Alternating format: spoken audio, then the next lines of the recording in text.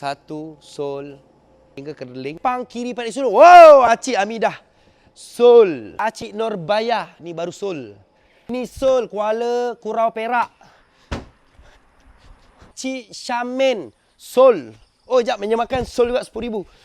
Kampung Melayu Raya Pekan Nanas. Sol. Peng. Acik Tuminah. Sol 3,000 lebih. Sol. Ni semua debit yang 3,000 lebih kita sebut sekali Hop.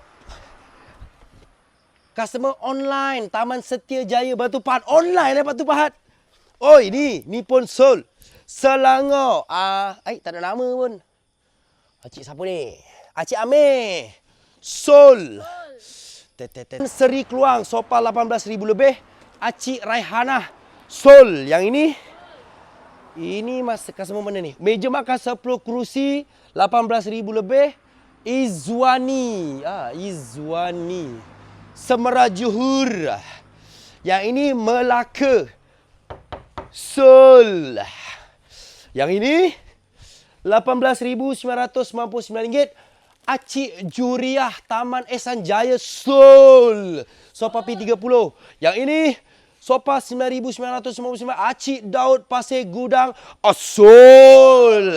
Yang ini Acik Rohani Kulai. Serbia. Entah.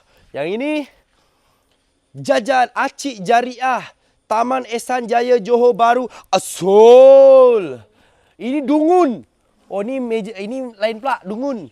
Ini Dungun 2, 1 katil, 1 meja makan. Sol. Oh, ni Dungun Terengganu. Acik Izatul Abdah. Dungun Terengganu. Sol. Ni pun sama, katil dia. Dungun Terengganu. Sol. RM9,999. Cuma ada harga je, detailnya tak ada.